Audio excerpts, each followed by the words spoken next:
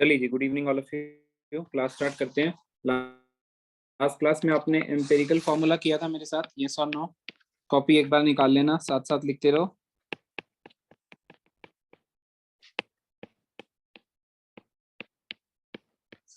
आप लोगों ने एम्पेरिकल फॉर्मूला किया था लास्ट क्लास में। आज हम वहीं से आगे कंटिन्यू करेंगे। आपको एक क्वेश्चन दे रहा हूँ मैं, एनसीईआरटी का है, वो आप लोग ट्राई करना, उसको सॉल्व करना, या फिर मेरे को बताना कैसे कैसे स्टेप्स होंगे, क्योंकि सर सॉल्व करने में थोड़ा सा टाइम लगेगा, तो वो मैं आपकी हेल्प कर दूंगा। हाँ बताओ बेटा। सर जो भी आपने क्वेश्चंस दिए थे वो करे तो उनमें डाउट है थोड़े से। हाँ तो डाउट्स बेटा मैं आके लेता हूँ आपके, ठीक है? ओके हाँ, डाउट्स के लिए मैं आपको पहले बुला लूंगा मंडे को, थोड़ी पहले आ जाना, ठीक है? ओके करते सर। रहो, बाकी और क्वेश्चन करते रहो, ठीक है? चलो पहले ये देख लेते हैं एम्पेरिकल फॉर्मूला के एक दो क्वेश्चन एनसीईआरटी से जो हैं। डिटरमाइन, आप लोगों ने बस मुझे ये बताना है कि ये होगा कैसे, ठीक है? Determine the empirical formula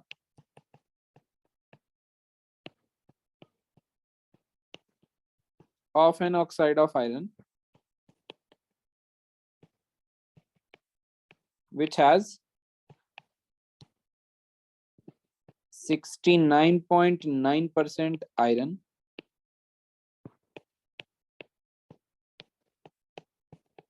and 30.1% dioxygen by mass.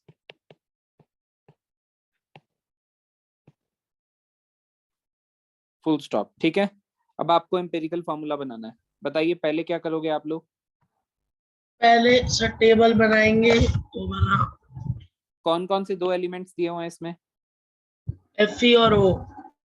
Fe और O, राइट।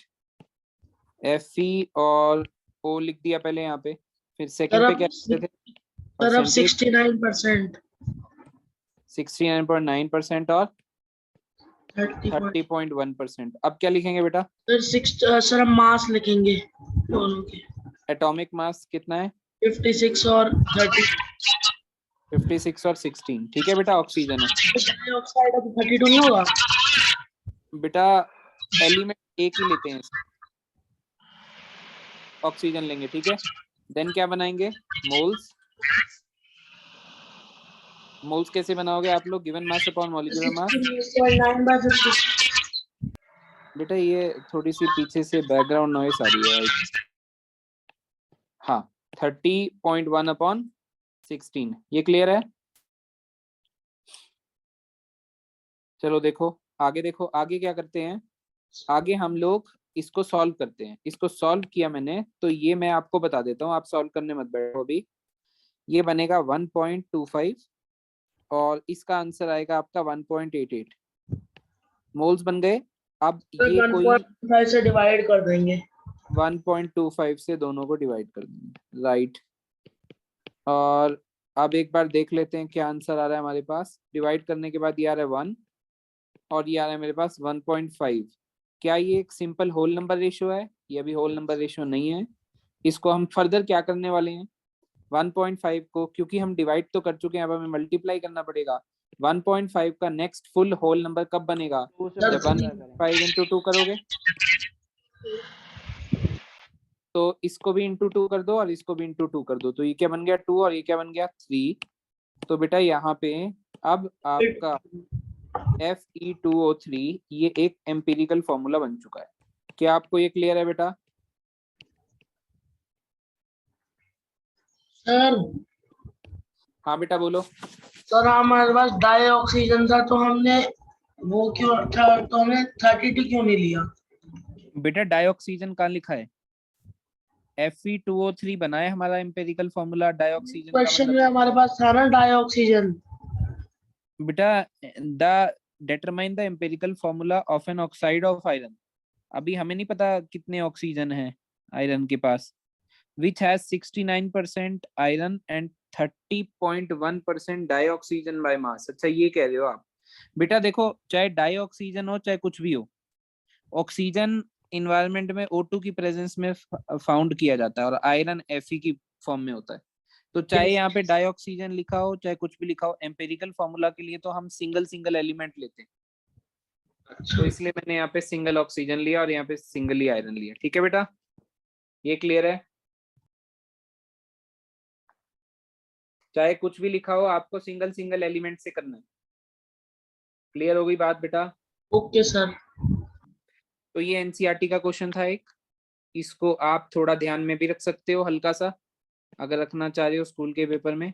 अदरवाइज पूरा सॉल्व कर लेना, कोई प्रॉब्लम नहीं है इसके अंदर ऐसी। ठीक है, तो ये टेबल आपको बनाना पड़ेगा। अब थोड़ा सा एक बढ़िया क्वेश्चन भी दिया हुआ एनसीईआरटी में एम्पिरिकल फॉर्मूला का। पहले तो ये बता दो, अन्य को समझ में आ गया ये?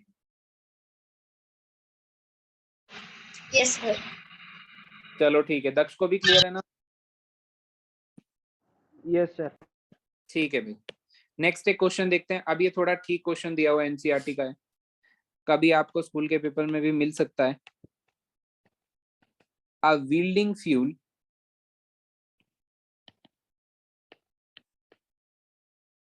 gas contains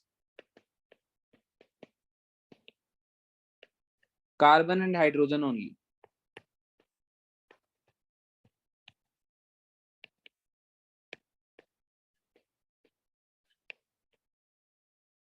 ठीक है जी, burning a small sample of it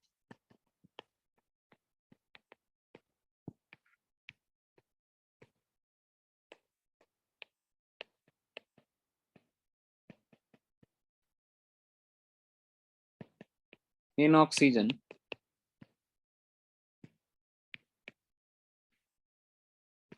gives 3.38 gram carbon dioxide, comma 0.690 gram of water and no other products. दो प्रोडक्ट्स मिले हैं मुझे यहाँ पे, एंड नो अदर प्रोडक्ट्स। साथ साथ क्वेश्चन लिखना है तो लिख सकते हो, full stop. A volume of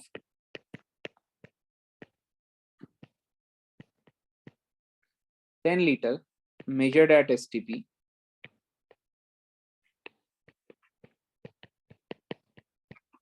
a volume of 10 liter measured at STP of this yielding gas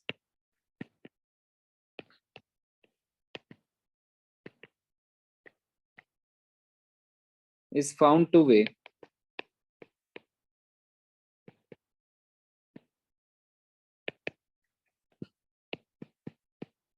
11.6 gram.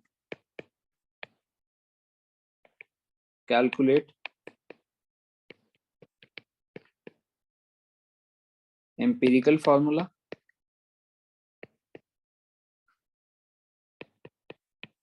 Second, molar mass of the gas. तीसरा, मॉलिक्यूलर फॉर्मूला। तो ये क्वेश्चन दिया हुआ है, इसका डाटा मैं एक बार आपको बता देता हूँ। Yielding fuel gas contains carbon और हाइड्रोजन, कार्बन और हाइड्रोजन ही है yielding फ्यूल गैस में। Burning a small sample of it, जब इसके सैंपल को बर्न किया गया होगा तो उसमें से इतना कार्बन डाइऑक्साइड निकला और इतना निकला वाटर, और कोई प्रोडक्ट नहीं निकला। फिर वो कहता है a volume of 10 litre measured at STP of this yielding gas is found to be 11.6 gram. 10 litre का मास 11.6 ग्राम था। Calculate the empirical formula, molar mass of the gas and molecular formula. तो सबसे पहले तो हमको एम्पेरिकल फॉर्मूला निकालना पड़ेगा, उसके बाद ही कोई कहानी आ पाएगी। क्योंकि पहले तो एम्पेरिकल फॉर्मूला के लिए मेरे को क्या करना होता है, मेरे को एलिमेंट्स चेक करने होते हैं। तो कार्बन एंड हाइड्रोजन ओनली दिया हुआ है, पर कार्बन और हाइड्रोजन का परसेंटेज मुझे गिवन नहीं है, तो कार्बन और हाइड्रोजन का परसेंटेज निकालना पड़ेगा। कैसे निकालूंगा मैं कार्बन और हाइड्रोजन का परसेंटेज? एक बार देखो, कार्बन डाइऑक्साइड में आपको क्या मिल जाएगा? कार्बन मिल जाएगा, ये और नो, ये बताओ पहले।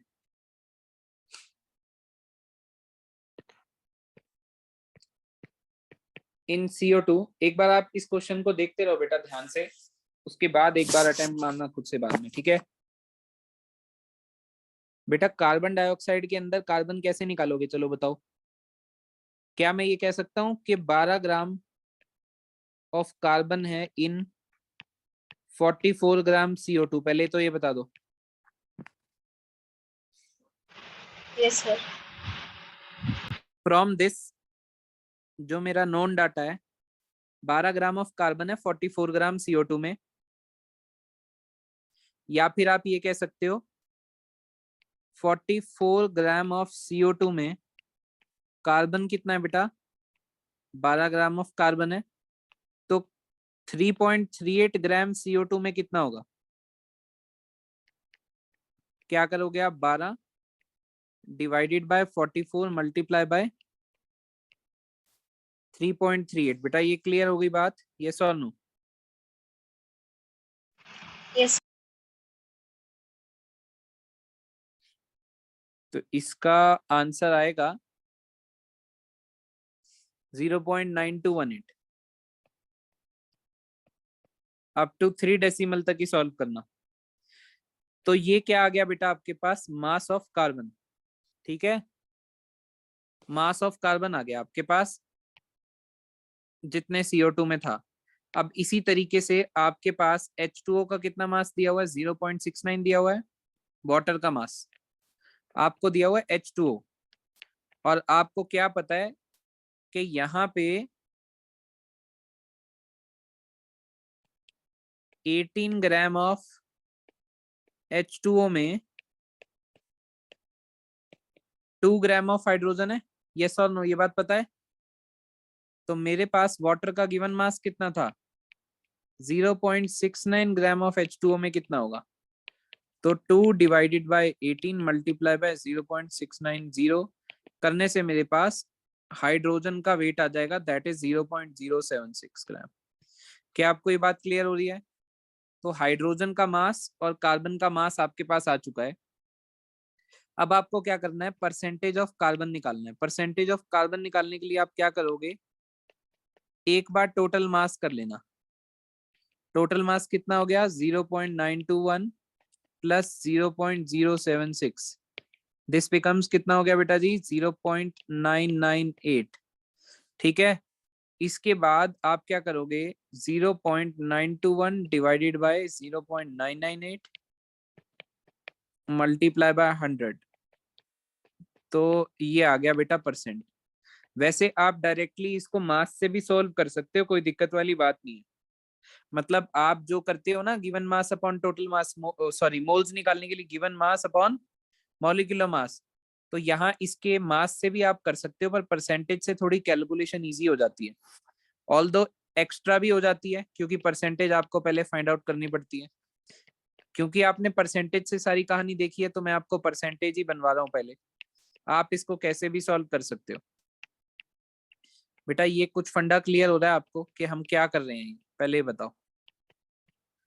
1% निकालने के बाद दूसरे वाली को 100 में से माइनस कर देना, बार बार परसेंटेज नहीं निकालनी है, एक बार 1% निकाल देना, दूसरे वाली के लिए 100 में से माइनस कर देना।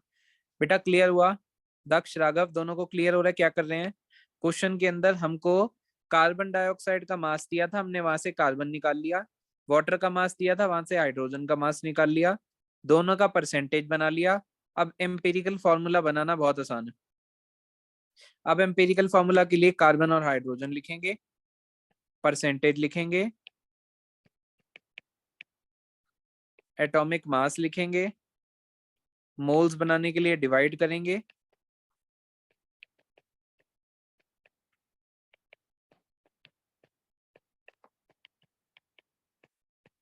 और अब ये 7.69 को अप्रोक्सीमेशन मार सकते हो आप।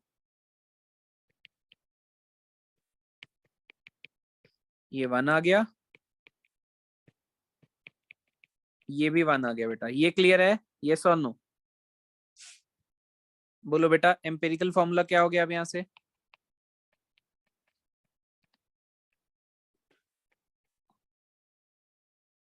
एम्पिरिकल फॉर्मूला हो गया आपका CH। क्या आप एम्पिरिकल फॉर्मूला तक पहुंचे बेटा, यस और नो? सर एक बार लास्ट पेज दिखाना। एक बार लास्ट पेज दिखा देते हैं। पेज तो मैं दिखा दूंगा, आप एक बार समझ लो पहले। आपको ये क्लियर हुआ कि नहीं हुआ, ये बताओ कि हमने एम्पिरिकल फॉर्मूला कैसे बनाया है। दक्ष क्लियर हो रहा है बेटा? Aanya, yes sir. Yes. हम अभी तक एम्पिरिकल फॉर्मूला एक पार्ट अपना कर चुके हैं जिसका आंसर आ रहा है CH। सेकंड पार्ट को सोल्व करने के लिए आप दोबारा से इस क्वेश्चन को देखोगे। वो कहता है STP पे 10 लीटर का मास कितना है? 11.6। एक बार देखना बेटा, 1 मिनट में आपको सब स्क्रीनशॉट दिलवा दूंगा, आप टेंशन मत लो, ठीक है। वो कहता है क्वेश्चन में फर्दर आगे कहता है 10 लीटर एट STP, ठीक है, 10 litre of gas at STP पर वेट कितना है?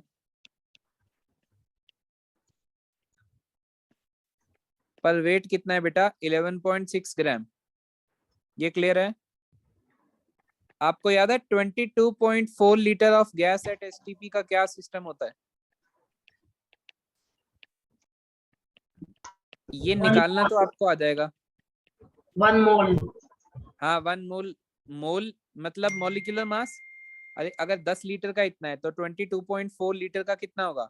डिवाइड बाय 10 इंटू 22.4 ग्राम में हो जाएगा। ये मेरे पास आंसर क्लियरली बन रहा है 26। तो ये जो 26 बन रहा है ग्राम में, ये क्या होगा? ये मॉलिक्यूलर मास ही तो होगा गैस का। अरे किसी भी गैस का मॉलिक्यूलर मास 1 मोल के बराबर होता है और 1 मोल 22.4 लीटर के बराबर होता है। तो 22.4 लीटर ऑफ किसी भी गैस में उसका कौन सा मास होता है? मॉलिक्यूलर मास होता है फ्रॉम मोल कॉन्सेप्ट। बोलो यस और नो। ये समझ Yes, में आया? sir. अब कुछ नहीं है, अब कल वाली स्कीम लगा दो। मॉलिक्यूलर मास आपके पास आया हुआ है, तो molecular mass equal to N into empirical formula mass. तो मॉलिक्यूलर मास कितना? 26। एम्पिरिकल फॉर्मूला क्या था? CH था, मतलब 12 और 1 13 था। देयरफॉर N कितना आ गया? 2। देयरफॉर मॉलिक्यूलर फॉर्मूला कितना हो जाएगा बेटा? C2H2। यस और नो बोलो यार। तो मॉलिक्यूलर फॉर्मूला के लिए मैंने उसको मल्टीप्लाई कर दिया एम्पिरिकल फॉर्मूला से, C2H2 मॉलिक्यूलर फॉर्मूला बन गया। तो आपको यहाँ पे 3 पार्ट का आंसर देना था। सबसे पहले एम्पिरिकल फॉर्मूला जो CH आया, मॉलिक्यूलर मास ऑफ गैस जो कि हमने मोल कॉन्सेप्ट लगा के निकाला। देन सर मेरे पास सेकंड पेज दिखा दो। एक बार मैं सारे पेज आपको दिखा देता हूँ, आप एक बार स्क्रीनशॉट ले लो बेटा, बाद में नोट्स बना लेना इसके। ये लो, ये एक लो एक बार स्क्रीनशॉट फटाफट से, फिर नेक्स्ट टॉपिक पे आते हैं।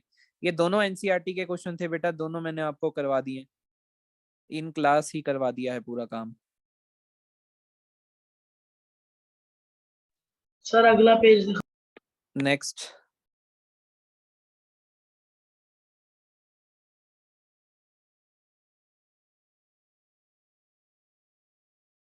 सर हो गया।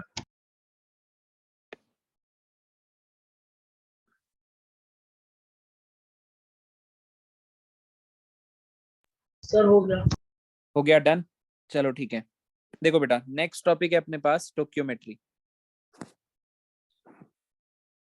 साथ साथ हेडिंग बना लीजिएगा आप लोग भी नेक्स्ट टॉपिक की।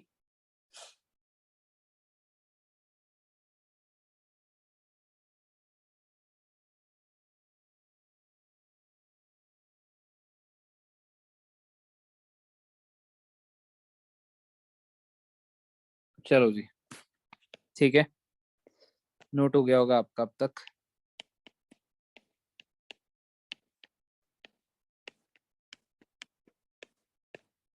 ठीक है बेटा, नेक्स्ट टॉपिक है मेरा स्टोक्योमेट्री। अब स्टोक्योमेट्री के अंदर सबसे पहले आपको क्या ध्यान रखना है? आपको ये ध्यान रखना है कि आपकी रिएक्शन बैलेंस्ड होनी चाहिए बस। या स्टोक्योमेट्री आपको क्या देगा? ये आपको क्वांटिटेटिव रिलेशनशिप देगा।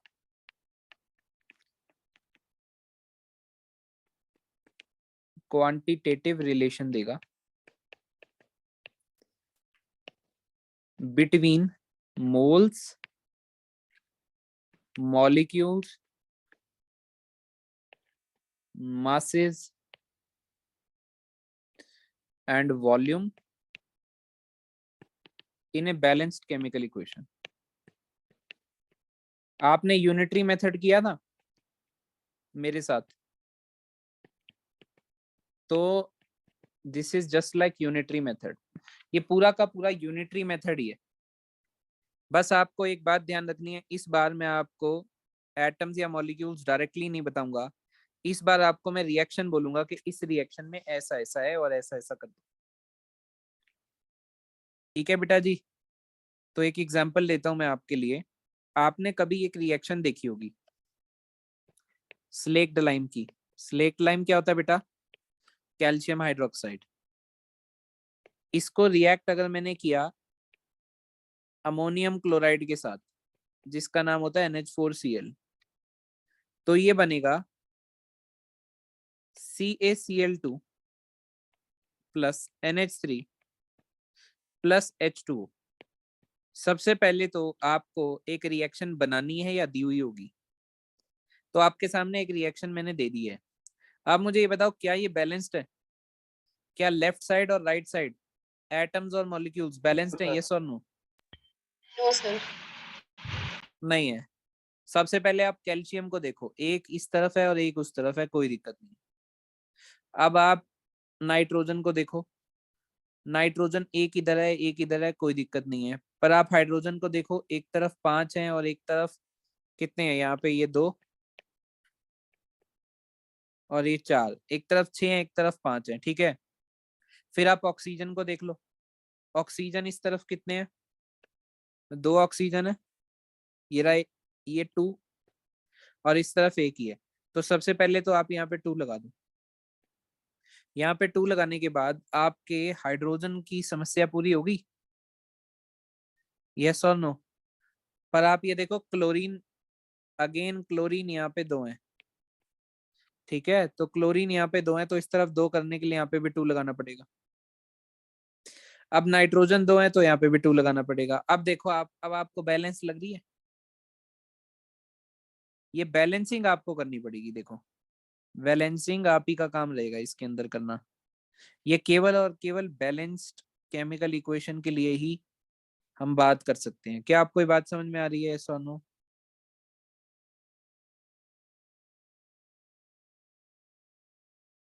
दक्ष यस बेटा सर। बोलो यार।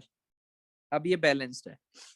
अगर ये बैलेंस्ड है ना, तो अब मैं अकॉर्डिंग टू स्टोक्योमेट्री कॉन्सेप्ट एक बात कह सकता हूँ। जो बात मुझे दिख रही है मैं बस वही कहूंगा। मैं कहूंगा CaOH होल्ट वाइज के कितने मॉलिक्यूल्स हैं? आपको सर 1 ही है, तो मैं कहूंगा इसका 1 मोल। NH4Cl के कितने मॉलिक्यूल्स हैं? आपको सर 2 है, इसके 2 मोल के साथ रिएक्ट करता है। CaCl2 के कितने मॉलिक्यूल्स हैं? आपको सर 1 ही है, इसके 1 मोल को बनाता है, फॉर्म करता है। NH3 के 2 मोल फॉर्म होते हैं और H2O के भी 2 मोल फॉर्म होते हैं। क्या मैं ये स्टेटमेंट कह सकता हूँ? ये स्टेटमेंट स्टोइकियोमेट्री कहती है। स्टोइकियोमेट्री कहती है 1 मोल CaOH होल्ट वाइज 2 मोल NH4Cl के साथ रिएक्ट करता है और 1 मोल CaCl2 2 मोल NH3 और 2 मोल H2O बनाता है। क्या आप सभी को ये बात समझ में आ रही है? ये इन टर्म्स ऑफ मोल्स मैंने बात करी है। अगर मैं इन टर्म्स ऑफ मासेस बात करूंगा तो मैं 1 मोल में इसका मॉलिक्यूलर मास निकालूंगा। CaOH होल्ट वाइज का मॉलिक्यूलर मास कैसे निकालोगे आप? 40 तो कैल्शियम का हो गया, और प्लस 2 इंटू ऑक्सीजन का कितना है 16 और हाइड्रोजन का कितना है 1, तो ये करोगे तो ये आएगा 74 ग्राम। क्या आप समझ रहे हो क्या हो रहा है? ये सब मॉलिक्यूलर मास निकालना है इसका, बस कुछ नहीं किया। और मॉलिक्यूलर मास NH4Cl का निकालोगे कैसे? जैसे भी निकालोगे, यहाँ पे 1 मोल NH4Cl का नहीं निकालना, यहाँ पे 2 मोल NH4Cl का मॉलिक्यूलर मास आपको निकालना है। मतलब 2 इंटू में करोगे आप लोग, नाइट्रोजन का होगा 14 प्लस हाइड्रोजन का होगा 4 प्लस 35.5, ये आपका बनेगा 107। देन आप कैल्शियम क्लोराइड की बात करोगे तो मैं आपको बता देता हूँ, यहाँ पे केवल 1 मोल का ही मास निकालना है, तो ये आ रहा है 111 ग्राम। यहाँ पे हमें 2 मोल NH3 का मास चाहिए, 1 मोल का 17 है, 2 मोल का कितना हो जाएगा 34 ग्राम, और H2O के 1 मोल का 18 होता है, 2 मोल का 36 ग्राम। अब मैं आपको यहाँ पे ये कह सकता हूँ कि 74 gram of CaOH Holt wise को 107 ग्राम NH4Cl चाहिए, ताकि वो 111 ग्राम CaCl2, 34 ग्राम NH3 और 36 ग्राम H2O बना सके। क्या आपको ये बात समझ में आ रही है? Yes, sir. तो ये इन टर्म्स ऑफ मास बात हो गई। अब मैं आपको इसी में एक क्वेश्चन फॉर्म करके बता देता हूँ कि किस टाइप के क्वेश्चन आने वाले। क्वेश्चन आया मेरे पास, व्हाट मास ऑफ, सिर्फ यूनिटरी मेथड लगेगा, what mass of slaked line would be required, what mass of slaked lime would be required to decompose completely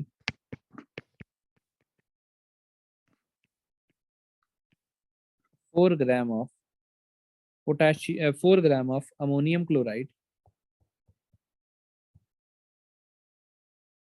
4 gram of ammonium chloride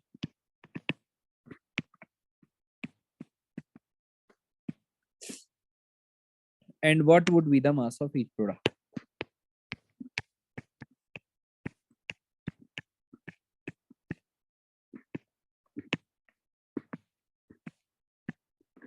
इसको अगर आप समझ गए तो फिर आप पूरा कॉन्सेप्ट समझ गए बस।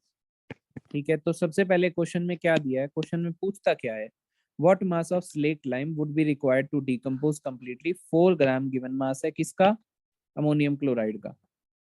अमोनियम के 4 ग्राम को डिकम्पोज करने के लिए स्लेक्ड लाइम कितना चाहिए, ये वो पूछ रहा है।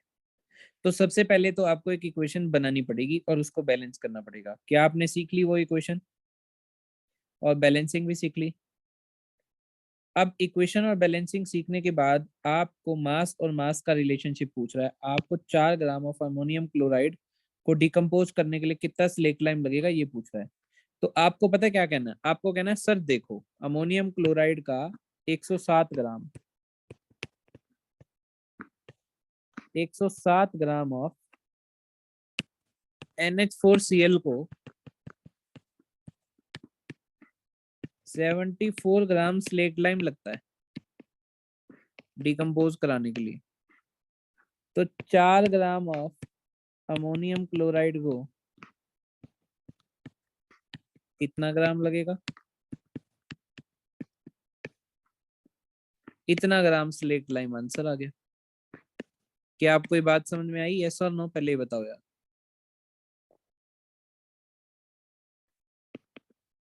Yes. दक्ष बेटा समझ में आ रही है राघव को? Yes, sir. आ गई। ठीक है, तो मेन काम है देखो रिएक्शन को बनाना और उसे बैलेंस करना। उसके बाद का काम सिर्फ यूनिटरी मेथड को समझना है कि कैसे लगाए। चलिए अगला क्वेश्चन भी करवा देते हैं इसी में। What would be the mass of each product, हर एक प्रोडक्ट का मास क्या होगा। तो सबसे पहले आप ये देखा करो गिवन क्या है। तो गिवन मुझे 4 ग्राम अमोनियम क्लोराइड है, तो आपको वो पूछ रहा है ईच प्रोडक्ट का मास क्या होगा, मतलब इसका, इसका और इसका मास क्या होगा। तो मैं आपको एक CaCl2 के बारे में अगर बताऊं तो मैं ये कह सकता हूं 107 ग्राम अमोनियम क्लोराइड से बनता है, बस मैंने बोलने का तरीका चेंज कर दिया अपना क्योंकि प्रोडक्ट की बात हो रही है। तो बनता है 111 ग्राम CaCl2, तो 4 ग्राम NH4Cl से कितना बनेगा। तो आप कहोगे sir 111 divided by 107 multiply by 4 gram CaCl2, ये फॉर्म होगा और इसका आंसर जो है वो आपका लगभग ये आ रहा है। क्या आप बाकी के प्रोडक्ट फॉर्म कर लोगे इसी तरीके से? आप कहो सर देखो 107 ग्राम से अगर मैं बात करूंगा अमोनिया की तो 34 ग्राम बनता है, 4 ग्राम से कितना बनेगा 34 डिवाइडेड बाय 107 मल्टीप्लाई बाय 4। आपका सर 107 ग्राम से H2O कितना बनता है 36 ग्राम, तो 4 ग्राम से कितना बनेगा 36 डिवाइडेड बाय 107 मल्टीप्लाई बाय 4 ग्राम। क्या आपको बातें समझ में आ रही हैं? सॉल्व नो बोलो यार।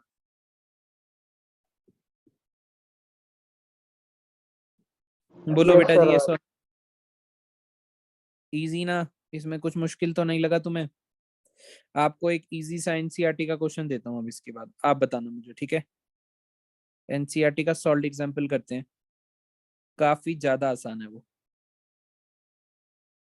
ये आपका स्टोकियोमेट्री का बेसिक सा कॉन्सेप्ट है, बड़ा ही ज्यादा।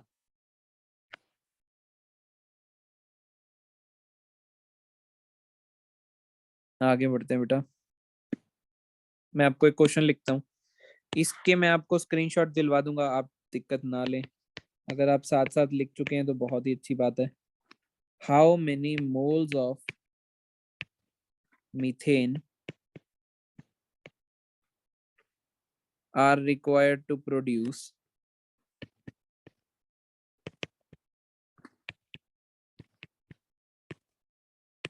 how many moles of methane are required to produce 22 gram of CO2 gas after combustion?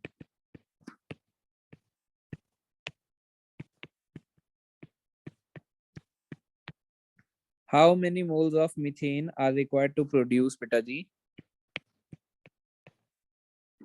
22 gram of CO2 gas after combustion? चलिए बताइए।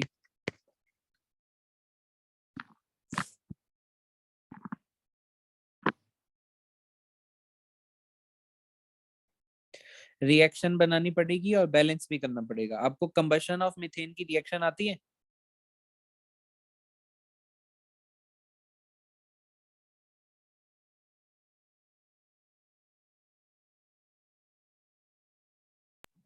Sir CH4 plus O2 CO2 plus H2।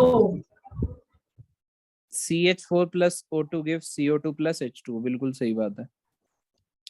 Combustion की reaction, carbon hydrogen की reaction हमेशा हमेशा अगर आप उसकी combustion करी जाएगी तो हमें CO2 और H2O ही देगी, बिल्कुल सही बात है।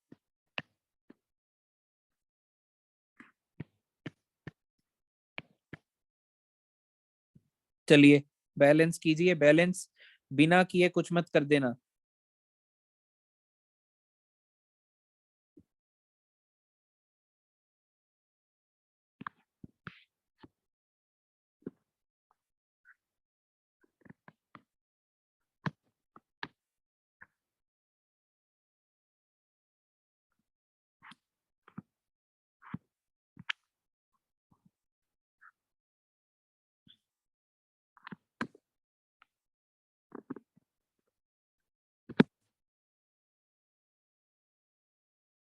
सर 22। Sir 22 moles। 22 मोल्स आ रहे हैं।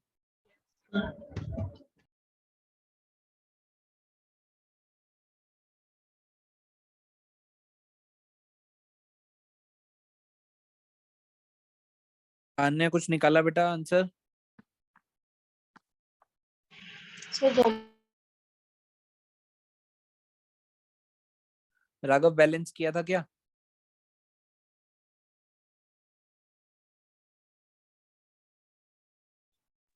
सर हाँ भाई।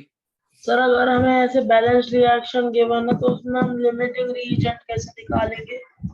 बेटा लिमिटिंग रिएजेंट का टॉपिक जो है वो अभी मैं आपको नेक्स्ट क्लास में करवाऊंगा। लिमिटिंग रिएजेंट को समझाना पड़ेगा पहले होता क्या है ना सभी को, ठीक है? तो पहले तो आप स्टोशियोमेट्री नहीं सीखोगे तो लिमिटिंग रिएजेंट में भी आपको प्रॉब्लम आएगी टॉपिक में ना। तो स्टोशियोमेट्री और लिमिटिंग रिएजेंट में कंफ्यूज बिल्कुल नहीं होना है।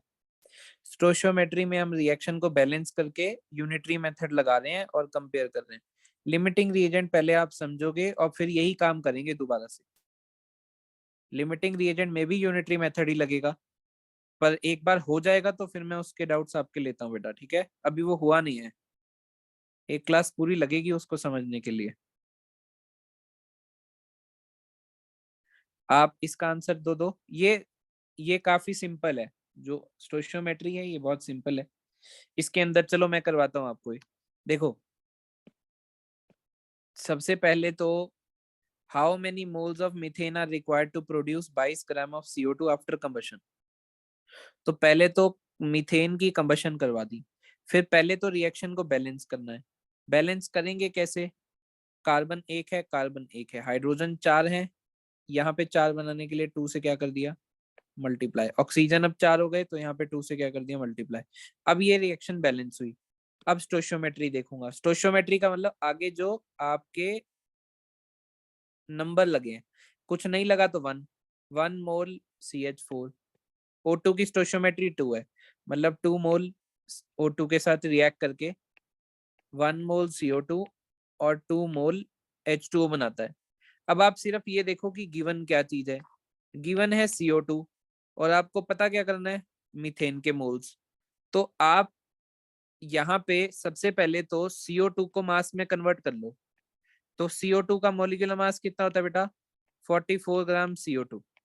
तो अब आप ये बोल सकते हो, देखो सर, CH4 के 1 मोल से या फिर 44 ग्राम CO2 को पैदा करने के लिए 1 मोल CH4 लगता है। 22 ग्राम ऑफ CO2 कैसे आएगा, कितने मोल से आएगा सर? ये 0.5 मोल से आएगा। 0.5 mole is the right answer. क्या आपको ये बात समझ में आ गई है? सर नो बोलो यार।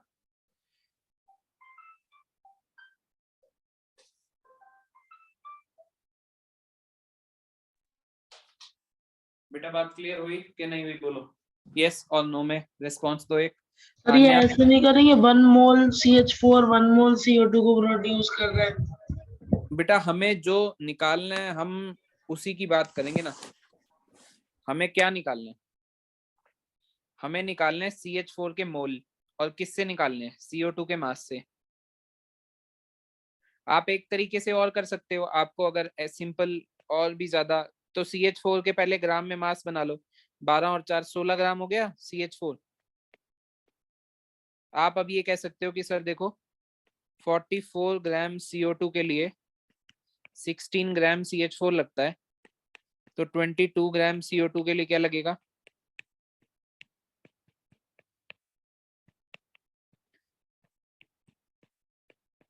ये क्या आंसर हो गया बेटा? 8 ग्राम CH4 आ गया। अब हमने निकालने हैं moles of CH4। Given mass upon molecular mass कर दो। CH4 का मॉलिक्यूलर मास 16 है, तो फिर से ये 1/2 मोल आ गया, मतलब 0.5 मोल आ गया। ऐसे भी कर लो आप। क्या आपको बात समझ में आई?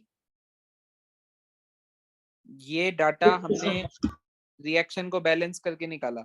या फिर आप डायरेक्टली कर लो। आप कहो कि देखो ना 1 मोल और ये 44 ग्राम, ये रिलेशन ही तो बना इक्वेशन से। तो 44 ग्राम बनता है 1 मोल से, तो 22 ग्राम कितने से बनेगा? तो कैसे भी आप कर सकते हो, सिंपल यूनिटरी मेथड आपको लगाना। ये फंडा क्लियर हो गया बेटा? दक्ष, आन्या, राघव को बोलो यार।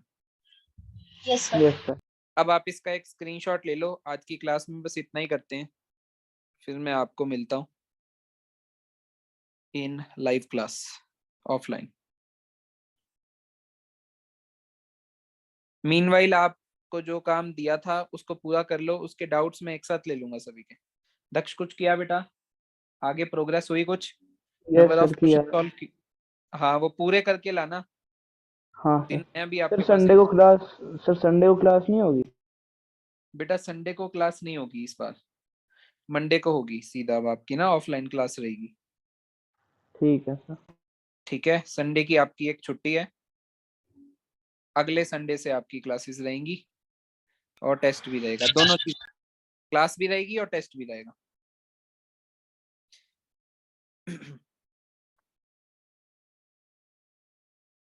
सर चलो अगला बेटा, पेज दिखाना है। हाँ ये इसका और स्क्रीनशॉट ले लो एक बार।